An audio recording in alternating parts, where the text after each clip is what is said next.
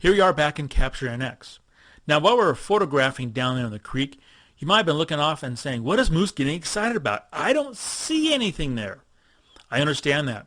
Between looking through the viewfinder and knowing how I'm going to process it in post, I compose in the viewfinder, which you might not understand. So let me see if I can make that a little more clear for you. Let me open a file, Control or Command O, open up the scene, pine trees, fresh snow, willows covered, very neat. The first problem we see though is it's kind of, photographic terms, it's flat, no real contrast, no highs and lows as far as exposure, and the colors are muted. Well, that's a color cast coming in and affecting the photograph. So let's remove that color cast.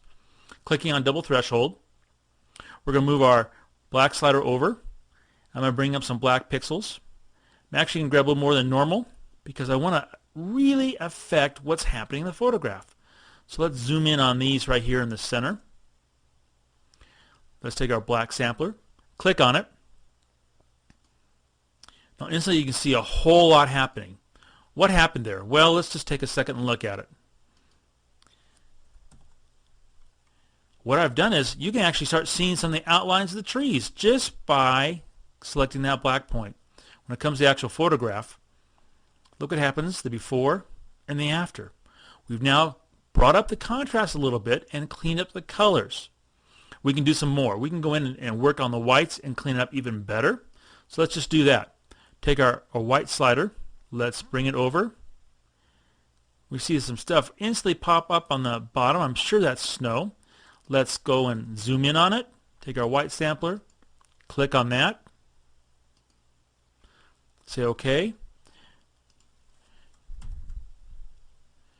Now what happens when we look at before and after? Well, just looking at the simple information the threshold's given us, you can see we're pulling up information. But when we get to the actual photograph, there's the before and there's the after. Now we've just begun to scratch this photograph because the foreground, which is so important as we've talked about, needs to be dealt with. I'm going to do it real quick and simple. I'm going to grab my color sampler, come down here to the reds, drop a sample point, make my circle of inclusion about so big. I'm going to actually darken down that foreground a tad. I'm going to bring the saturation up just a tad. I want to affect just this side right here with this circle, so I'm going to come over here and right click, click on duplicate, take that sample point, drag it over to this side, to this bush, say OK. And with that, I've now made radical change in this photograph just that quick and simple. So this is what the camera captured. It's the best it could do in the situation. I knew that, and I knew coming back in and adding a white point, black point to remove the color cast, darkening down the foreground, voila, instant picture. Do a control save as, off it goes. Very quick, very simple. Really like working in NX because of that. So let's go to another image. Let's go to one we shot out there in the grasses. That beautiful out there near Ennis, Montana. That beautiful storm. Now, right off the bat, a couple things. Exposure, you might be saying, is a little hot. More importantly, though, is I have no real good blacks in that photograph.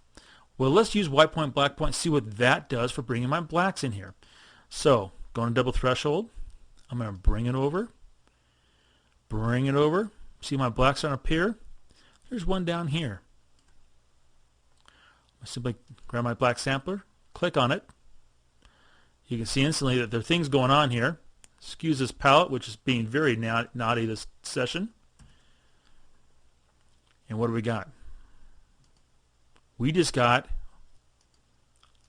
some contrast and blacks in there. Now, should I grab a white point? This information over here is blown out.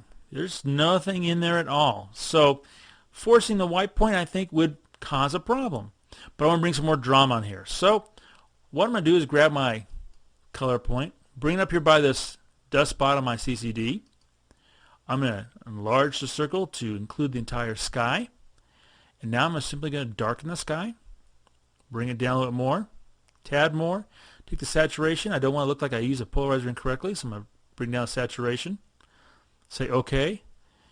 And instantly you can see that in this photograph, with just that simple color point, look what we just did. Look at the drama we brought out.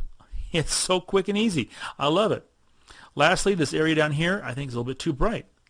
I'm going to use the color point to take care of that because I'm going to sit there and make it a little bit darker, just a tad darker.